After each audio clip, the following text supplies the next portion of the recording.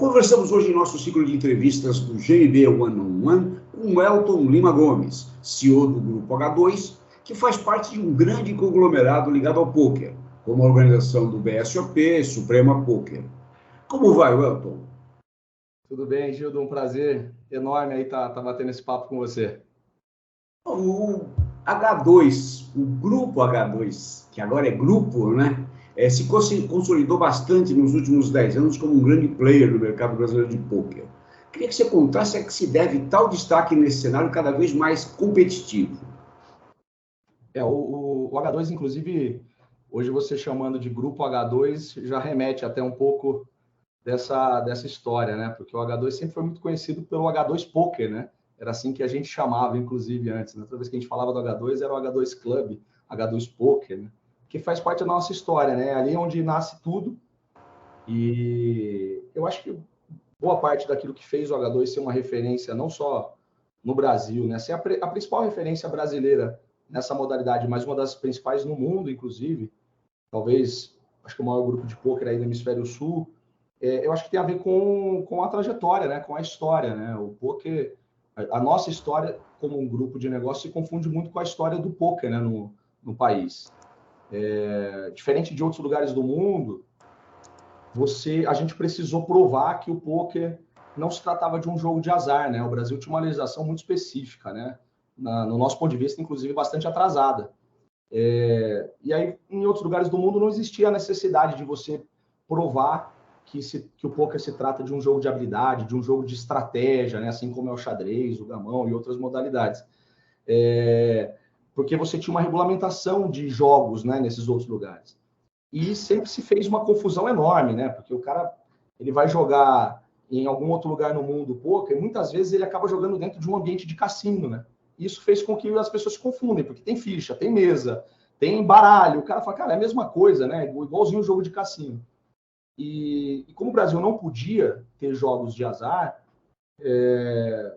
a gente precisou provar que o pôquer não se enquadrava, né, nessa legislação que proibia no Brasil os jogos de azar. E aí a gente teve que buscar muito apoio, né, tanto jurídico quanto técnico, para poder mostrar que o pôquer você estava no jogo de habilidade, para poder mostrar que o fator sorte não era preponderante dentro de um ambiente de pôquer, né, principalmente no longo prazo das partidas de pôquer. Usamos teses aí de Universidade de Harvard, Tel Aviv, enfim.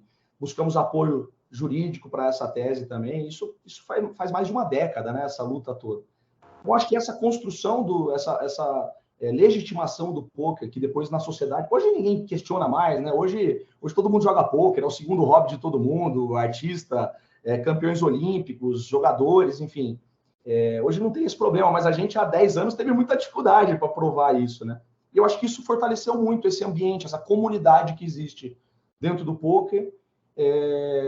E era uma luta que a gente tinha simplesmente para poder jogar o esporte que a gente mais queria. Logo depois a gente já percebeu que tinha negócio aí também, então não era só uma questão da gente poder praticar o esporte que a gente gostava, tinha uma possibilidade de fazer negócio. E acho que por conta dessa história toda a gente conseguiu virar uma grande referência para o país, né? Porque mais do que fundar um negócio, a gente estava fundando um mercado novo que não existia. Então, muito puxado ali na história por caras importantes nesse processo, né? Um deles, um cara que é um mentor para mim, meu sócio, até hoje um mentor para mim até hoje, que é o Igor Federal, foi um cara super importante nessa trajetória, fundador da confederação, fundador desse mercado. Outro cara super importante também, um grande amigo, o André Acari, né? Que é um dos brasileiros que foi campeão mundial de pôquer e mais do que jogador profissional, sempre foi um gênio também de negócio e de relacionamento e de luta pelo pôquer. Acho que pautado na história que esses caras construíram lá atrás, e tantos outros aqui, não vou ficar citando todos os nomes que são importantes, a gente consolida o mercado. E aí eu acho que a gente consegue virar uma referência. Acho que aí eu respondo por que o H2 acaba sendo uma referência. O H2, o BSOP, enfim, acabam sendo muito referências para esse mercado hoje no Brasil e também no mundo, né? E como você bem disse, né, um esporte da mente, né? E, obviamente, ter entre as operações do H2 justamente a organização do Brazilian Series of Poker é uma tremenda responsabilidade, né? Quer dizer, já se tornou o maior campeonato de pôquer do Hemisfério Sul. Como é que você avalia o crescimento desse campeonato, do Campeonato Brasileiro de Pôquer? O BSOP, né, o Brazilian Series of Poker, ele ele é hoje o maior campeonato de pôquer do mundo em número de pessoas, fora de Las Vegas, obviamente, que quase que o concurso, né? Las Vegas é a meca ali do grande campeonato mundial de pôquer, enfim, é onde o mundo se reúne uma vez por ano para poder jogar o campeonato mundial. Mas fora de lá, hoje o BSOP, ele sempre está disputando ali o primeiro lugar fora de... É que nem quando a gente fala do futebol do Pelé, né? A gente fala, tem o Pelé e tem os outros, né? Aí a gente fala, quem que é o melhor, né? A gente deixa o Pelé de fora. É que nem a World Series, ela acaba ficando de fora dessa lista. Então, fora de Las Vegas, o BSOP, ele é o maior campeonato em número de pessoas e é um dos maiores também em número de premiação. Só não é o maior em número de premiação por conta da moeda, né? Tem uma diferença do valor da moeda brasileira, enfim, e aí acaba outros torneios com menos quantidade de pessoas, acaba tendo uma premiação, em alguns casos, até maior. Mas virou uma baita referência, né? Hoje você tem dezenas de países, de participantes que vêm de outros países, né? De dezenas de diferentes países no mundo. O BSOP, eu acho que um dos principais fatores, primeiro, o tamanho do pôquer no país, né? O pôquer brasileiro cresce muito, muito. Como a gente não havia a possibilidade de ter outros jogos que tem ao redor do mundo, então mais ainda que o pôquer se fortalece, fica muito grande, e aí você começa a receber também visita de outros países que querem jogar o campeonato, o circuito, né, brasileiro de pôquer. E aí eu acho que o BSOP acerta muito na liderança aí do DC e da Lara, que são os caras que tocam, né? E óbvio, o Igor Federal, que eu já citei antes, que tocam de fato o Campeonato Brasileiro, o BSOP, eles acertam muito na decisão de ter o melhor campeonato do mundo do ponto de vista técnico. Então, os dealers, os diretores de torneio, os floors brasileiros, a estrutura técnica do Campeonato Brasileiro, ela é disparada a melhor que tem hoje no mundo, reconhecido pelos principais jogadores. Isso é quase que uma discussão unânime, né? Você joga em outros lugares e não percebe o mesmo nível técnico que você encontra no Campeonato Brasileiro do ponto de vista de organização, né? Então, os caras, isso foi um acerto muito grande na trajetória e foi cada vez tornando o BSOP mais importante no cenário mundial e mais visitado e mais procurado, ao ponto de ser o maior torneio em número de pessoas, de participantes, fora de Las Vegas, né? Então, acho que esse é um dos principais fatores aí. E, aliás, o poker vem crescendo exponencialmente. Esse boom se deveu ao entendimento de que é um esporte e, obviamente, a grande disseminação por causa do World Series of Poker? O poker ele tem um fator importante na história dele que a gente chama de fator moneymaker, né? Moneymaker é o Chris Moneymaker, é um jogador que era jogador recreativo de poker, ele não era profissional de poker. Ele consegue ganhar a vaga dele para jogar o Campeonato Mundial através de um satélite. Os satélites são torneios classificatórios, né? O Campeonato Mundial de Poker, o principal evento, a entrada do torneio custa $10 mil, né? Então não é um torneio barato, é um torneio muito caro, né? Um dos principais jogadores do mundo participa. Mas você pode conseguir a vaga desse torneio através de eventos classificatórios. E esse cara, o Chris Moneymaker, ele consegue a vaga dele através de um satélite, de um classificatório, bem baratinho. Eu não lembro se foi até free roll, se foi de graça, ou se foi $10 na época, eu não me recordo. Mas ele consegue bem baratinho e ganha a vaga para o torneio e joga o torneio. E ele é campeão do torneio. Nesse momento, gera na comunidade mundial de pôquer, gera essa euforia de que um jogador amador também tem condição de ganhar um campeonato mundial, né? E essa é a grande beleza do pôquer, né? O pôquer ele é muito legal, um dos principais fatores é isso. Porque quando você pensa no longo prazo, sempre os melhores jogadores vão ser vitoriosos, né? Quanto melhor você for, mais vitorioso você vai ser. Ele conta muito com o longo prazo, né? Tem uma frase no pôquer super famosa, né? Que se diz que você não é pago para ganhar sempre, você é pago para tomar as melhores decisões. E aí, no longo prazo, você vai ser um jogador lucrativo. Mas qual que é a grande beleza do pôquer? É que se você jogar uma mão contra o melhor jogador do mundo, tem chance de você ganhar. Então, só que se você jogar 100 vezes contra o cara, você não vai ganhar, você vai sair perdendo, né? Então, isso permitia que jogadores amadores poderiam sentar nas mesmas mesas dos principais jogadores do mundo. Quando é que você vai jogar bola, por exemplo, e jogar um campeonato com o Neymar? Isso não vai acontecer. Quando é que você vai jogar um campeonato de tênis e jogar contra o Djokovic? Isso não vai acontecer. No pôquer é possível. Isso não significa que você, na maioria das vezes, vai ganhar dos profissionais, porque como é um jogo de estratégia, um jogo que o longo prazo os melhores sempre vencem, eles vão ser mais vitoriosos, mas você tem o privilégio de poder sentar na mesa uma vez e ganhar.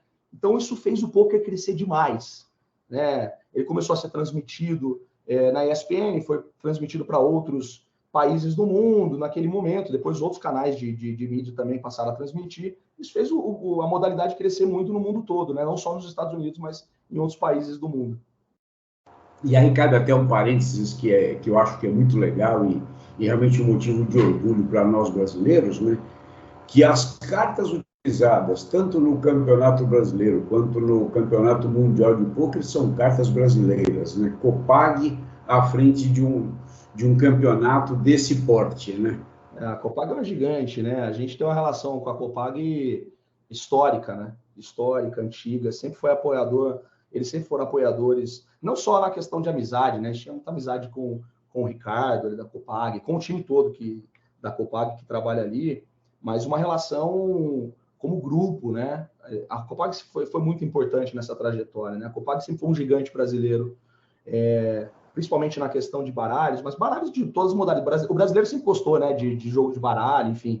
Então, você tem fenômenos de linhas de baralho da Copag que não são de pôquer, né? Mas, mesmo assim, a Copag sempre apoiou a modalidade de pôquer e acreditou que isso fosse virar o que virou, né? Eles acertaram junto com a gente apostou nisso junto, eles foram parceiros históricos nossos ao longo dos anos, são até hoje grandes amigos e parceiros nessa jornada, sempre foram importantes mesmo. Agora, como é que está a integração do pôquer online com o pôquer presencial? Quer dizer, há uma competição ou eles se completam? Eles se completam. A gente tinha um pouco de receio. Essa era uma dúvida que a gente tinha, sabe, Júlio? Mas quando veio a pandemia, a gente não teve opção, né, de ter dúvida. Durante muitos anos, o grupo, principalmente, né, como um todo, a gente se entendia como até uma ferramenta, um meio para outros operadores online, que sempre foram parceiros, nos patrocinavam, né, durante esses últimos anos, foram apoiadores também, né? Então, a gente operava as unidades físicas, os clubes de prática, o Campeonato Brasileiro, enfim, era assim que a gente entendia. Quando vem a pandemia, a gente fica praticamente um ano inteiro sem poder operar. Muita gente dependia disso, né, do funcionamento das unidades físicas ali de pôquer, dos campeonatos, enfim. E a gente não tinha opção, né? A gente tinha que buscar um caminho, a gente tinha que buscar aumentar a plataforma que a gente tinha online, fazer disso também um grande negócio. Era uma questão de sobrevivência naquele momento, durante a pandemia, e acabou se tornando para a gente, hoje, talvez o maior negócio nosso, né? A maior plataforma, que é a principal vertical que a gente tem dentro do nosso negócio. E a gente ficava pensando, será que depois que passar a pandemia, né, esse boom que teve no digital, quando voltar o funcionamento das unidades físicas, será que o digital diminui, né? E a gente percebeu que não. A gente percebeu que jogadores que só jogavam ao vivo, né, presencialmente, em dias esporádicos, passaram a jogar também digitalmente. Eles não deixaram de voltar a jogar no físico quando as unidades físicas voltaram a funcionar. Eles voltaram a frequentar, mas eles, em outros momentos, tempos extras que eles tinham, eles continuavam jogando de forma digital. Você teve, durante a pandemia, um crescimento enorme de público procurando o que fazer, gente dentro de casa procurando jogos recreativos, jogos de inteligência para jogar. Então, muita gente passou a jogar pôquer. Esses caras que passaram a jogar pôquer, quando se encerra a pandemia, eles passam também a frequentar as unidades físicas. Então, é um cross-selling super importante ali, né? A gente chama de digital, né? Que é o físico, o digital. É muito legal. Muitas vezes esse detalhe é importante que eu vou falar. A gente, às vezes, recebe visita de players importantes no cenário mundial, e os caras sabem o tamanho da nossa operação, sabem aquilo que a gente faz, né, de operação online, eles ficam impressionados com o volume de jogo, de pôquer brasileiro, enfim. E o cara já tem toda a informação, todos os números, mas toda vez que ele visita o H2, na hora que ele sobe aquele elevador do H2 no panorâmico ali e vê o salão cheio, com dezenas de mesas de pôquer acontecendo, você vê a expressão das pessoas, né? Por mais que o online seja hoje super importante para a gente, as pessoas materializam quando entram dentro de uma unidade física. Então, essa essa mistura entre o físico e o digital é impressionante, é um negócio assim contagiante. Então, a gente valoriza muito isso hoje em dia. É legal, veio para ficar realmente. Né? Exatamente. E o H2 está também se preparando para outros jogos de cartas. Né? Eu queria que você contasse um pouquinho o que vem de novidade nesse sentido. A gente, através da rede que hoje a gente faz parte, né, que também faz parte do grupo, chama Suprema Poker, né? A Suprema Poker, ela... Vou falar primeiro do poker para poder explicar as outras modalidades que tem aí. A Suprema Poker é uma rede, né? A gente hoje é um aplicativo próprio em que clubes, é um aplicativo B2B, em que clubes e operações de clubes online podem se conectar dentro dela e participar dentro do mesmo ambiente de rede. Então, isso potencializa muito o volume de gente jogando ao mesmo tempo. É uma baita sacada, e é isso que virou, né? A principal plataforma de poker aí do Hemisfério Sul, hoje é essa, uma das maiores do mundo, inclusive, com um volume enorme de gente jogando diariamente, o tempo todo, né? E aí uma das inovações desse projeto foi começar a falar de outros jogos. Então, o primeiro que a gente lançou agora recentemente é o Cacheta, né? Que é uma modalidade mega jogada no Brasil, né? Hoje, muito disseminada, é verdade. Muito disseminada. Ainda trazer esse público, né, que está acostumado a jogar nos clubes, às vezes nos bares, enfim, em outros ambientes de forma física, trazer para o digital é um grande desafio, mas a gente estima que a gente tem claro, inclusive, não é nem que a gente estima, mas a gente tem claro que o número de jogadores de cacheta hoje no país, ele é infinitamente maior do que o número de jogadores de pôquer, né, pela tradição da cacheta no país. Então, a gente aposta bastante no crescimento desse jogo de baralho, desse mercado também dentro da nossa rede. É uma aposta que a gente tem feito, né? Uma outra modalidade que a gente recentemente desenvolveu e está muito próximo de lançar, ela já está também na boca do povo aí, porque as pessoas têm jogado. É o fantasy game, né? As pessoas têm jogado cartola, tem outros nomes aí, outros players do mercado, mas basicamente são jogos de fantasy. Vocês os principais jogadores. A gente desenvolveu o nosso próprio jogo também. Então, nós estamos muito próximo de lançar. Então, nos próximos dias aí, nós vamos estar lançando isso, né? Fora isso, obviamente, acho que nós vamos falar aqui também sobre a plataforma de aposta, né? Aí já vai para uma outra seara, mas também super importante que lançamos recentemente. Pois é, eu ia perguntar justamente disso, né? A gente está falando de novidade, e acho que a grande novidade aí do momento é justamente a H2.bet, né? Quer dizer, qual que é a proposta dessa nova casa? O H2, a gente passou aí mais de uma década operando basicamente o poker, né? Porque era uma decisão que a gente tomou lá atrás, né? De operar somente aquilo que a legislação brasileira permitisse que pudesse ser operado. A gente, obviamente, sempre olhou para outros jogos, a gente ainda tem interesse de operar outros jogos, mas a gente depende que o governo brasileiro tome essa decisão primeira, né? Inclusive, é o que eu disse lá no comecinho do nosso papo, né? Eu acho que nós estamos um pouco atrasados nisso, né? O Brasil é um dos raríssimos países no mundo que não tem uma legislação específica, uma regulamentação específica para jogos de cassino, bingos, etc. Né? Então, isso acho que é um prejuízo para o país, e isso faz com que empresários importantes, sérios, que querem participar desse segmento não possam participar. Então, a gente está na expectativa, estamos torcendo para o Brasil avançar nisso para a gente poder operar. Mas o Brasil, há 4 anos, legalizou as apostas de cota fixa, né? As apostas esportivas, conhecidas como apostas esportivas, né? A gente esperou um período para entender esse movimento. Acho até que a gente demorou um pouco mais para se movimentar nesse segmento. Mas tomamos uma decisão recentemente de também participar. A gente esperava que o governo brasileiro, o mais rápido possível, fizesse uma regulamentação específica para isso, né? Porque existia a legalização do setor, né? A aprovação do funcionamento da modalidade, mas faltava uma regulamentação específica para isso. A gente, durante um período, esperou. Depois a gente acompanhou como é que o mercado estava enxergando isso, né? As empresas internacionais operando, e a gente entendeu que esse realmente era o caminho para já poder trabalhar dentro desse mercado. É um mercado muito grande, né? Um mercado muito grande, é um fenômeno mundial.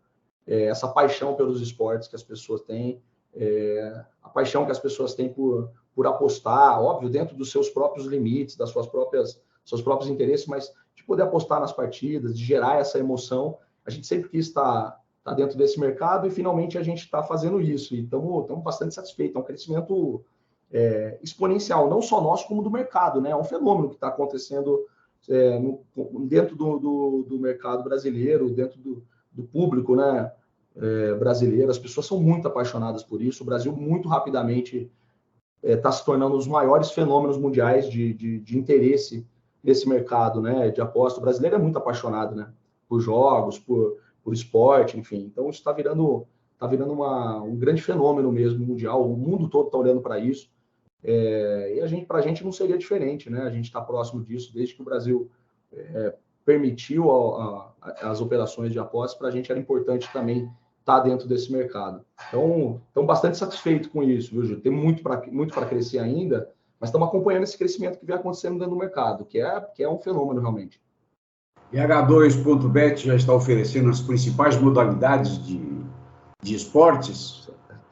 Todas as modalidades possíveis de esporte, todos os mercados possíveis, obviamente os principais mercados, né? Eu acho que uma coisa que a gente tomou a decisão, por mais que fosse uma empresa internacional, é uma empresa internacional que carrega um nome que a gente, ao longo dos anos, batalhou demais para ser respeitado no mercado brasileiro, né? E a gente sabe disso, a gente sabe que as pessoas, quando olham o nome H2, elas enxergam esse respeito, essa credibilidade. Então, a gente tem clareza que as pessoas enxergam isso. E para a gente era super importante delimitar as regras para isso. Então, a gente opera hoje com os melhores mercados. A gente tem muita preocupação com um crescimento desenfreado de operadores que a gente, de fato, muitas vezes não ouviu falar. Então, é uma preocupação que a gente tem de sempre manter essa questão da credibilidade dentro do mercado. Porque a gente sabe que as pessoas enxergam isso na gente, né? Até a forma de se comunicar, sabe? As pessoas entenderem que nós estamos falando de entretenimento, não gerar uma confusão nas pessoas. Recentemente eu vi gente falando de investimento, em coisas desse tipo. Tem que ter muito cuidado para falar disso. As pessoas não podem se enganar. As pessoas têm que entender que nós estamos falando de entretenimento, que é uma nova modalidade, enfim. Nós estamos trabalhando isso com bastante respeito. E esse é um dos principais fatores, na minha visão, para o governo não perder tempo, para o governo, de fato, criar regras específicas dentro do mercado brasileiro, para poder delimitar essas regras, para dar cada vez mais credibilidade para esse mercado e dar segurança para quem quer operar dentro do mercado e dentro do país, né? Sem precisar estar operando em outros países, enfim. Então, acho que é um fator super importante que o governo deveria olhar com um pouquinho mais de velocidade, na minha opinião. E quais são os planos, então, do Grupo H2 para 2023? Estamos às vésperas de começar um novo ano. Eu acho que o H2 vem num crescimento exponencial. A gente sabe que tem uma janela de oportunidade muito grande, né? Desse crescimento agora, principalmente nesse mercado de apostas e novos jogos que a gente tem lançado. E acho que a principal estratégia nossa já está sendo essa, mas vai ser a estratégia de 2023, é o cross-selling entre os jogos. É a gente conseguir fazer as pessoas, hoje essa comunidade que reconhece no H2 o ambiente de entretenimento, poder fazer esse cross-selling entre os jogos, né? As mesmas pessoas que jogam poker, as pessoas poderem jogar um pouco de cacheta também, poder jogar um pouco de fantasy game, aqueles que tiverem interesse em apostar também, apostarem em jogos esportivos, enfim. Eu acho que o segredo desse ano e o segredo do crescimento nosso é um mantra, inclusive, que a gente tem internamente, né? Você fala, o que o H2 vai fazer em 2023? O H2 vai crescer. É uma brincadeira que, internamente, dentro da liderança, dentro da corporação, as pessoas se encontram no corredor e falam, aí, como é que você está? O cara fala, estou crescendo, né? É uma frase, a gente tem um mantra ali de growth, de crescimento, hoje internamente dentro do nosso negócio, e esse crescimento está baseado nesse cross-selling e nesse apoio daquilo que a gente já tem com esses novos jogos, né? Fazer o cross-selling dessas modalidades. Estamos apostando muito nisso. E estamos de olho na regulamentação dos jogos, estamos de olho na legalização dos jogos, porque é um interesse nosso, né? É um interesse de, conforme o Brasil vá legalizando e trazendo novas modalidades para serem trabalhadas, nós queremos estar envolvidos nesse mercado. Eu acho que certamente estaremos envolvidos nesse mercado, assim como estamos envolvidos ali nas discussões dos projetos de lei, temos participado das discussões, temos participado de mesas de debate. A gente está envolvido porque a gente tem interesse em estar nesse mercado. E a gente está torcendo para o governo, pro governo e para o Congresso, né, cada vez mais acelerar isso, porque o Brasil precisa avançar nisso, né? Já passou do tempo do Estado dizer para as pessoas com quem que essa pessoa pode casar, como é que ela pode gastar o dinheiro dela. A gente tem que ter mais liberdade, né? E afinal de contas, o jogo ele já existe no país, né? Ele só não está legalizado, ele só não está. O grande problema é que hoje uma parte desse jogo que é ilegal acontece de forma clandestina, né? Então não é que não existe jogo. Eu acho que esse é o ponto mais importante que o governo precisava entender, porque alguns empresários estão só esperando o Estado legalizar e regulamentar as modalidades para poder também operar. Empresários sérios estão esperando para poder fazer isso. Eu acho que é um fator super importante, né?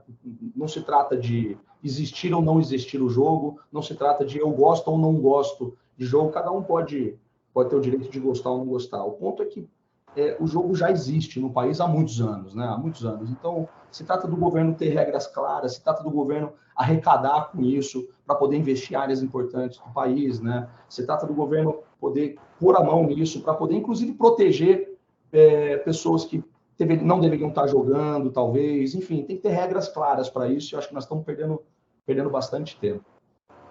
Perfeito, Velco. Então, o Games Magazine Brasil vai ficar atento aqui a esse plano para 2023 e anos futuros, que é o de crescimento.